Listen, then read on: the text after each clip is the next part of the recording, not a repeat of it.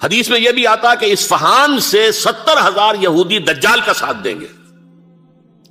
لیکن بہرحال خراسان ایک صوبہ ہے افغانستان کا اس وقت بھی شمال مشرقی کونے میں، مجھے امید ہے وہاں سے خیر کی، کیونکہ خراسان کا لفظ وہاں پہ شامل ہے. اور حضور کی حدیث میں بعد میں آپ کو سناؤں گا کہ خراسان سے فوجیں چلیں گی جو یروشلم کو دوبارہ حاصل کریں گی، فتح کریں گی. جیسے پہلے یروشلم کھویا عربوں نے تھا، دوبارہ حاصل کیا تھا کرد نے، کرد خون صلاح الدین ایوبی رحمت اللہ علیہ، ایسے اب پھر عربوں نے کھویا ہے، لیکن لینے والے خراسان سے لشکر آئیں گے. یخرج من خراسان رایات سود لا یردها شیء حتی تنصب بإیلیا. خراسان کے علاقے سے کالے علم لے کر لشکر چلیں گے جن کے رخ کو کوئی موڑ نہیں سکے گا جب تک کہ وہ جا کر یروشلم میں نصب نہ ہو جائے. اس کے بعد نام آتا ہے پاکستان کا. یہ ہے میری اور آپ کی داستان، اور یہ ہے سبب جس کی وجہ سے کہ میں آپ سے یہ گفتگو کر رہا ہوں. اصل میں تو کس لیے؟ محض ایک علمی استفادہ، محض اپنی بات آراء کو ظاہر کرنے کا شوق نہیں، بلکہ یہ کہ اپنی ذمہ داری ہم پہچانے کہ ہم کس مقام پر کھڑے ہیں. دیکھیے اس پاکستان کے بارے میں یا ہندوستان کے بارے میں علامہ اقبال نے کہا تھا اپنے ترانہ ملی میں، میر عرب کو آئی ٹھنڈی ہوا جہاں سے، میرا وطن وہی ہے، میرا وطن وہی ہے. اور مجھے بتایا گیا کہ سنن ابی داؤد میں یہ روایت موجود ہے کہ حضور نے فرمایا کہ ہندوستان کی طرف سے مجھے ٹھنڈی ہوا آتی ہے. اگرچہ مجھے وہ حدیث ابھی نہیں ملی ہے، لیکن حزب التحریر کا ایک کارڈ مجھے ملا تھا، تو اس میں اس حدیث کا اور اس میں ابو داؤد کا روایت کا حوالہ موجود تھا. لیکن میں جو چیز آپ کو بتا چکا ہوں وہ یہ کہ الف ثانی کا پورا تجدیدی کارنامہ اس ہندوستان کی سرزمین میں ہوا. مجدد الف ثانی شیخ احمد سرندی، شاہ ولی اللہ دہلوی، سید احمد بریلوی، وہ تو ہمارے پاکستان میں آ کر جو ہے ان کا خون جذب ہوا ارض پاکستان میں. پھر شیخ الہند مولانا محمود حسن. تحریک خلافت چلی تو صرف ہندوستان میں چلی اور کہیں نہیں چلی. آزادی کی تحریک چلی پوری دنیا میں، وہ نیشنلزم کی بنیاد پر چلی، ملے نیشنلزم، عرب نیشنلزم، ٹرک نیشنلزم. ہمارے ہاں چلی تو اسلام کے نام پر. پاکستان کا مطلب کیا؟ لا الہ الا اللہ. پھر پاکستان قائم ہوا معجزے کے طور پر، بلکہ نازل ہوا ہے لیلۃ القدر میں. انا انزلناہ فی لیلۃ القدر، جیسے قرآن نازل ہوا ہے لیلۃ القدر میں، یہ پاکستان بھی نازل ہوا ہے لیلۃ القدر میں. اس کا برقرار رہنا ابھی تک معجزہ ہے. ہندو یہ سمجھتا تھا، کانگریس سمجھتی تھی کہ جھٹپٹ ختم ہو جائے گا. پھر یہ کہ اس کا قرارداد مقاصد کا پاس ہو جانا، مزید بھی اور اضافی دفعات دستور میں آ جانا، اب کمرشل انٹرسٹ کو ربا قرار دے کر حرام قرار دینا، یہ سارے لینڈ مارکس ہیں کہ جو اشارہ کر رہے ہیں کسی چیز کی طرف، معاملہ کدھر جا رہا ہے. پھر یہ کہ یہ جو 14ویں صدی کے مجدد تھے شیخ الہند، اس کے بعد سے کچھ ایسی شخصیتیں عظیم پیدا ہوئی ہیں ہند میں جن کو میں سمجھتا ہوں کہ 14ویں صدی کے مجدد اور 15ویں صدی کے مجدد کے درمیان، یہ 15ویں صدی کے مجدد کی راہ کو سیدھا کرنے والے، جیسے کہ حضرت یحییٰ نے کہا تھا میں تو آنے والے کا راستہ سیدھا کر رہا ہوں حضرت عیسیٰ کے لیے، ایسے ہی 15ویں صدی کے لیے امام مہدی کے لیے راستہ صاف کرنے والے سب سے پہلے علامہ اقبال، جنہوں نے اسلام کا تصور دین کی حیثیت سے دوبارہ زندہ کیا ہے، ورنہ اسلام ایک مذہب کی شکل اختیار کر چکا تھا. پھر مولانا مودودی، مولانا ابوالکلام آزاد حکومت الہیہ کے نعرے کے ساتھ میدان میں آئے. یہ اقبال نے جو تصور پیش کیا تھا اس پر عملی جد و جہد کے لیے حزب اللہ قائم ہوئی. نوٹ کر لیجئے 11 برس کا فرق ہے عمر کا علامہ اقبال کے اور ابوالکلام کے. اور 1913 میں جب حزب اللہ قائم کیا اس وقت علامہ اقبال کی ملی شاعری اپنے عروج کو پہنچ چکی تھی. پھر یہ کہ علامہ اقبال کے بعد تعمیل جو ہے اس کام کی وہ ابوالکلام نے کی، لیکن روایتی علماء نے کی شدید مخالفت کی وجہ سے وہ بددل ہو کر چھوڑ گئے، کانگریس میں شامل ہو گئے، بساط جو ہے حزب اللہ کی انہوں نے لپیٹ دی. پھر مولانا مودودی آئے، انہوں نے وہ ڈور جو ہے اس کا سرا تھاما، جماعت اسلامی قائم کی حکومت الہیہ ہی کے قیام کے لیے. اگرچہ میرے نزدیک یہ کہ وہ انتخابی اور ایک قومی سیاست کی ایک جماعت بن کر پاکستان میں جو ہے دلدل میں پھنس گئی ہے. اب ہم اس کی کوشش کر رہے ہیں، تنظیم اسلامی اور یہ تحریک خلافت جس کے تحت یہ جلسہ ہو رہا ہے، یہ ساری چیزیں وہ ہیں کہ آپ کو سوائے پاکستان کے اور کہیں نہیں ملیں گی پوری دنیا میں. معلوم ہوتا ہے کہ پاکستان کو بہت بڑا رول پلے کرنا ہے اس میں. اور اس کے ساتھ اب جمع کر لیجئے افغانستان کی عمارت افغانستان، اسلامی عمارت افغانستان قائم ہو چکی ہے. یہ پچھلے 20 سالوں میں جو کچھ وہاں ہوتا رہا ہے اس سے پہلے تصور نہیں ہو سکتا تھا. علامہ اقبال کے فرزند بھی دیکھ کر آئے ہیں، تو اگرچہ وہ خود میں سمجھتا ہوں کہ خاصے انہیں آپ لبرل کہیں، آزاد خیال کہیں، لیکن اس درجے متاثر ہو کر آئے تھے کہ انہوں نے یہ کہا افغانستان میں جو میں نے حالات دیکھے ہیں کہ اگر 2-4 اور مسلمان ملکوں کے اندر یہ نظام قائم ہو جائے تو پوری دنیا مسلمان ہو جائے گی. یہ سب کچھ کیسے ہو رہا ہے؟ یہ آنے والے دور کی جھلکیاں ہیں. Coming events are casting their shadows before. یہ سب بتا رہے ہیں کہ پاکستان افغانستان کو مل کر اس میں کوئی عظیم رول پلے کرنا ہے. اور اس کے ضمن میں اب میں علامہ اقبال کے بارے میں آخری بات کہہ رہا ہوں.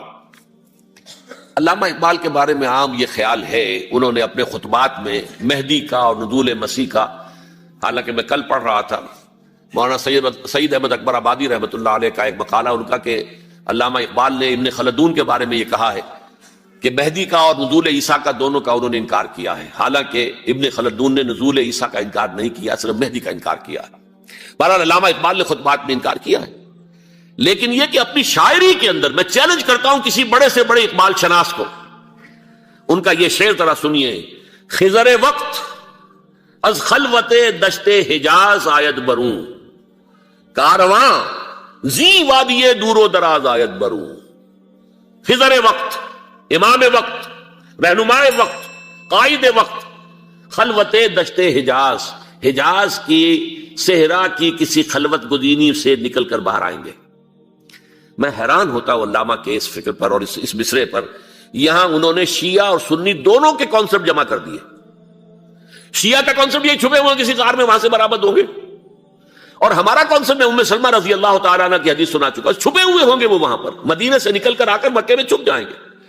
اس خانہ جنگی کی حالت میں لوگ ان کی طرف دیکھ رہے ہوں گے، سوچتے ہوں گے انہیں میدان میں آنا چاہیے، کوئی پارٹ پلے کرنا چاہیے، امت کی رہنمائی کرنی چاہیے. لیکن وہ چھپیں گے، وہ کارے ہوں گے، وہ اس ذمہ داری کو قبول نہیں کرنا چاہیں گے، جا کے چھپ جائیں گے مکے میں. وہاں سے مکے والے انہیں نکالیں گے، اور وہ کارے ہوں گے، انہیں بالکل یہ پسند نہیں ہوگا کہ یہ ذمہ داری اٹھائیں.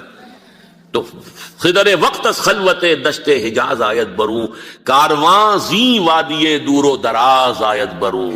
کارواں جو چلے گا ان کی مدد کے لیے اس وادی دور و دراز، اس عظیم وادی دور و دراز، یہ وادی سندھ ہے.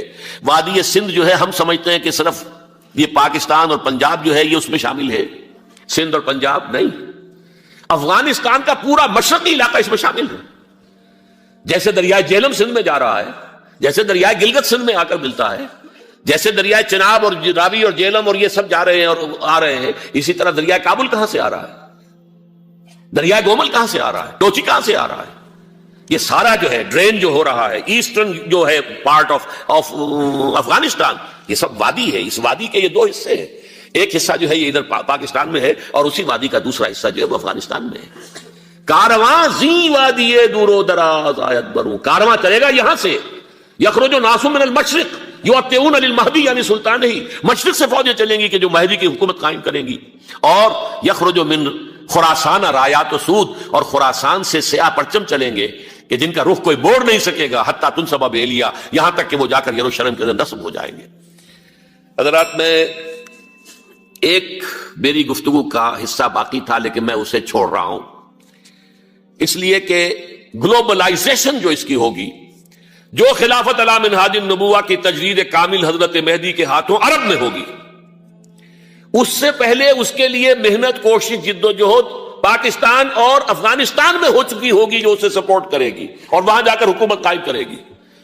اس کے بعد گلوبلائزیشن کا جو مرحلہ اس کا ہے وہ حضرت مہدی کے ہاتھوں نہیں ہے، وہ حضرت عیسیٰ ابن مریم ان کے نزول کے بعد ہے، جن کے نزول کے بعد دجال کا خاتمہ ہوگا اور یہودیوں کا استحصال ہوگا. مسلمانوں پر بھی بڑی تکالیف اربوں پر آئیں گی، شدائد آئیں گے، لیکن یہ وہ میں حصہ ملتوی رکھتا ہوں کسی دوسری محفل اور کسی دوسری مجلس اور نشست پر. اب میں آپ کو ذرا اس جو انسانوں میں سے انسان دشمنی کا جن کا سب سے بڑا رول ہے، میں ان کی 2000 سالہ تاریخ کا آپ کے سامنے نقشہ رکھنا چاہتا ہوں. ان 1400 سال کا تو میں نے صرف 4 آپ کو پوائنٹس بتائے. موسیٰ سے عیسیٰ تک 1400 برس علیہ الصلوۃ والسلام، 2 مرتبہ عروج، 2 مرتبہ زوال، اشیریوں کے ہاتھوں پٹوائی، بابلیوں کے ہاتھوں پٹانا، گریکس کے ہاتھوں مرمت، رومنز کے ہاتھوں مرمت. یہ جو 2000 سال ہیں، کیونکہ اب تو ظاہر بات ہے 21ویں صدی شروع ہو گئی، 20 صدیاں حضرت مسیح کو پوری ہو گئی. پہلی بات نوٹ کیجئے، حضرت مسیح کی پیدائش ہے سن 1 قبل مسیح. یہ نقطہ آپ نے کبھی سنا ہے یا نہیں؟ جب ملینیم کا سلسلہ شروع ہوا تھا پچھلے سال تو میں نے بیان کر دیا تھا کہ ایک عجیب حساب کے اندر انہوں نے غلطی کی ہوئی ہے. حضرت مسیح کی پیدائش ہوئی 25 دسمبر کو، سن انہوں نے شروع کر دیا، اس کے بعد جنوری آئی تو پہلا سال شروع ہو گیا. اگر جنوری سے پہلا سال شروع ہوا تو یہ 6 دن جو ہے تو اس کے پچھلے سال میں تھے، لہذا کہا جائے گا کہ Jesus Christ was born 1 year before Christ, BC. تو ایک قبل مسیح میں حضرت مسیح کی پیدائش ہوئی. یہ آخری اسرائیلی نبی اور رسول. یہودی علماء کی مخالفت، دشمنی، سولی پر چڑھوا دینا میں بیان کر چکا ہوں. سن 33 عیسوی میں جبکہ حضرت مسیح کی عمر 33 برس تھی، اللہ تعالیٰ نے انہیں زندہ آسمان پر اٹھا لیا. لیکن یہودیوں نے اپنے خیال کے مطابق انہیں سولی پر چڑھوا دیا، ان کی موت واقع ہو گئی. اگرچہ اس کے بعد یہ اختلاف ہے ان میں. یہودی کہتے ہیں وہ سولی پر چڑھ گیا، ختم ہوا، مر گیا. عیسائی کہتے ہیں نہیں، انتقال ہوا ہے مسیح کا صلیب پر، لیکن پھر وہ دوبارہ زندہ ہو گئے ہیں. ان کی لاش ایک غار میں رکھ دی گئی تھی، وہاں ریزریکشن ہو گیا، ان کا باعث بعد الموت وہی ہو گیا، اور پھر انہیں اللہ نے زندہ آسمان پر اٹھا لیا. تو ہمارے اور عیسائیوں کے درمیان نوٹ کر لیجئے، یہ چیز مشترک ہے کہ حضرت مسیح آسمان پر زندہ اٹھائے گئے. فرق کیا ہے؟ وہ سمجھتے ہیں کہ سولی دیے گئے، سولی پر مرے، پھر زندہ ہوئے، پھر گئے. ہم سمجھتے ہیں کہ نہیں، وما صلبوہ وما قتلوہ، انہوں نے نہ صلیب دے سکے انہیں اور نہ انہیں قتل کر سکے، بل رفع اللہ الیہ، اللہ نے اٹھا لیا. پھر ہمارا اور یہ اس کا عیسائیوں کا ایک اور اتفاق ہے، سیکنڈ کمنگ آف جیسس، حضرت مسیح دوبارہ آئیں گے. یہ عیسائیوں کا بھی عقیدہ ہے اور ہمارا بھی. بہرحال تو جیسا کہ میں نے عرض کیا کہ اس وقت یہ عذاب استیصال، عذاب اکبر کے مستحق ہو چکے تھے، لیکن اللہ نے ان کی مدت دراز کی ہے. لیکن ان پر دنیاوی عذاب کا ایک کوڑا جو ہے اللہ تعالی کی طرف سے اسی وقت برسا. دنیاوی عذاب دنیا میں رہتے ہوئے ختم نہیں کیا. 37 برس بعد حضرت مسیح کے رفع سماوی کے 37 برس بعد سن 70 میں یہودیوں نے بغاوت کی رومیوں کے خلاف. رومی ٹائٹس جنرل تھا ایک، اس نے پھر جو حملہ کیا ہے، 1,33,000 یہودی ایک دن میں قتل کیا یروشلم میں، اور ہیکل سلیمانی گرا دیا. وہ ہیکل پہلے بھی گرا تھا، پہلے 1400 سال کے دوران میں بھی نبوکدنضر نے گرایا تھا، لیکن پھر اس کے 150 سال بعد انہوں نے دوبارہ بنا لیا تھا، اس لیے وہ اسے سیکنڈ ٹیمپل کہتے ہیں. پہلا ٹیمپل جو حضرت سلیمان نے بنایا تھا، نبوکدنضر نے گرا دیا 587 قبل مسیح میں، پھر دوبارہ انہوں نے 150 سال کے بعد بنا لیا. وہ اس تاریخ کا حصہ ہے، میں نے جس کے بارے میں آپ کو تفصیل نہیں بتائی. اس میں یہ ہوا سن 70 میں وہ گرا دیا گیا، وہ آج تک گرا پڑا ہوا ہے. نمبر 2 یہ کہہ دیا گیا کہ یہودیوں اس ارض فلسطین سے نکل جاؤ، تم یہاں نہیں رہ سکتے. اب لہذا جس کا جہاں سینگ سمایا چلا گیا. یورپ میں چلے گئے، ایشیا میں آ گئے، عرب میں آ گئے. یہ 3 قبیلے جو رات بھی میں نے عرض کیا تھا، بنو قینقاع، بنو نذیر اور بنو قریظہ، یہ وہاں سے آ کے مدینے میں آباد ہو گئے. جس کا جہاں سینگ سمایا، افریقہ میں، ہندوستان میں، جہاں چلے گئے. ڈایاسپورا اسے کہتے ہیں، وہ آپ نوٹ کر لیجیے اس لفظ ڈایاسپورا. ہمارا دور انتشار، جبکہ ہمیں ہماری اصل سرزمین تو فلسطین ہے، حضرت ابراہیم کا مسکن، حضرت اسحاق، حضرت یعقوب کا مسکن فلسطین، یہ ہے ہماری اصل جاگیر، یہ تو ہماری جدی پشتی جاگیر ہے. لیکن یہاں سے نکال دیے گئے سن 70 عیسوی میں، اور وہاں سے لے کے 1917 تک ان کا ڈایاسپورا جاری رہا. یہ دور انتشار. اس دور انتشار کے چند حصے ہیں جس کو میں چاہتا ہوں کہ آپ علیحدہ علیحدہ سمجھ لیں. دور انتشار کا جو پہلا جو ہے تقریباً 300 برس رومی حکمران تھے. وہ یہودیوں کے بھی دشمن تھے اور عیسائیوں کے بھی دشمن تھے. عیسائی اور یہودی ایک دوسرے کے بھی دشمن تھے، لیکن رومی سمجھتے تھے کہ یہ ایک ہی تھیلی کے چٹے بٹے ہیں. رومیوں کے نزدیک عیسائی بھی یہودیوں ہی کا ایک فرقہ تھے، کوئی علیحدہ مذہب تو تھا ہی نہیں. لہذا رومی جو ہیں رومنز، وہ ان دونوں کو ستاتے تھے، مارتے تھے، اور یہ آپس میں لڑتے تھے. یہودی عیسائیوں کو مارتے تھے، عیسائی یہودیوں کو مارتے تھے. یہ ہے 300 برس تک کی تاریخ. سن 300 عیسوی میں کیا ہوا؟ ایک معجزہ ہو گیا. بہت عظیم ایمپرر کانسٹینٹائن، قسطنطین اعظم، رومن ایمپررز میں سے بہت بڑا ایمپرر، وہ عیسائی ہو گئے. اب تو معاملہ بالکل تلپٹ ہو گیا، پوری سلطنت عیسائی ہو گئی. اب عیسائیوں کے عیش ہو گئے، اور یہودیوں پہ مار پڑنی شروع ہوئی۔ اب عیسائیوں کا آپ خود سوچئے کہ جنہیں وہ خدا بنا بیٹھے ہیں، خدا کا بیٹا قرار دے رہے ہیں، ان کے قاتل کون؟ یہودی بدماش۔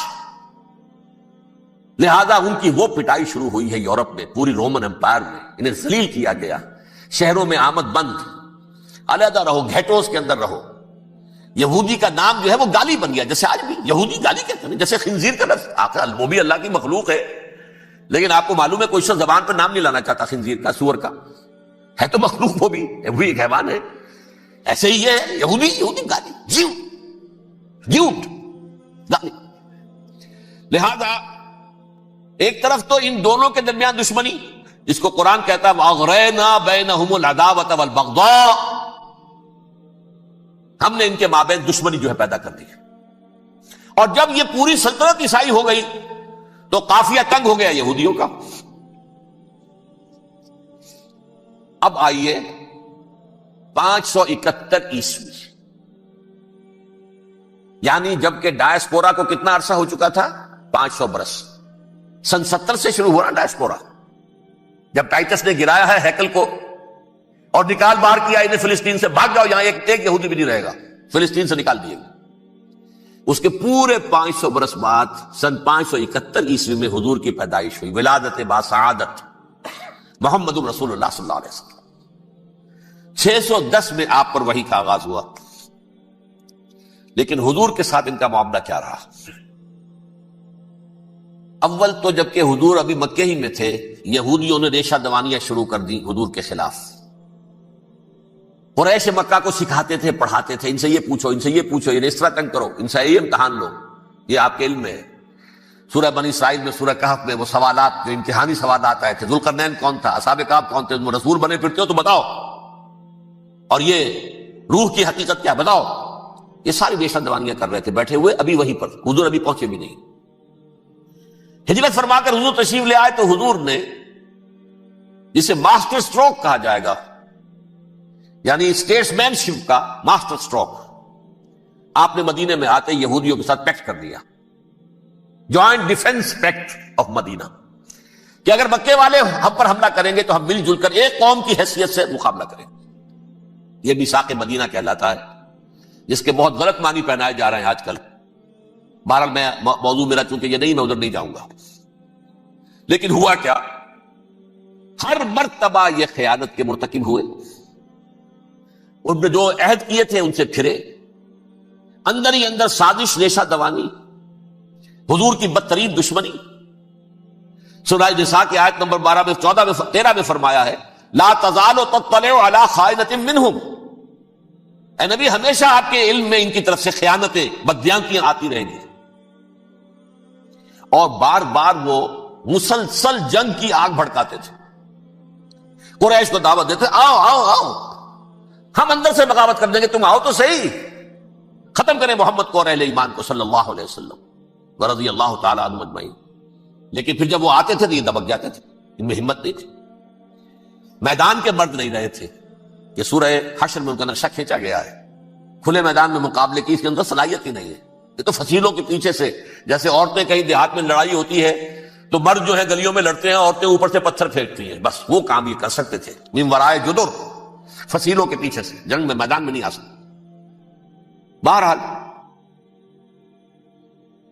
قرآن مجید میں ہے یہ، سورہ مائدہ کی آیت نمبر 64، کلما اوقدوا نارا للحرب اطفاها اللہ، اکثر و بیشتر مواقع پر تو یہ جب آگ بھڑکاتے تھے جنگ کی، اللہ اسے بجھا دیتا تھا۔ لیکن بہرحال اس کے باوجود جنگیں ہوئی، غزوہ بدر، غزوہ احد ہوئی کہ نہیں، یہ ساری اس اصل شرارت میں، اور اس کے نتیجے میں حضور نے پھر ایک ایک کر کے 3 قبیلوں کو سزا دی۔ غزوہ بدر کے فوراً بعد بنو قینقاع نکالے گئے مدینے سے، غزوہ احد کے فوراً بعد بنو نذیر نکالے گئے، اور غزوہ احزاب کے بعد بنو قریظہ نکال دیے گئے۔ یہ تو میں نے آپ کے سامنے رکھ دیا صرف حضور کے زمانے میں ان کا کیا رویہ رہا، دشمنی۔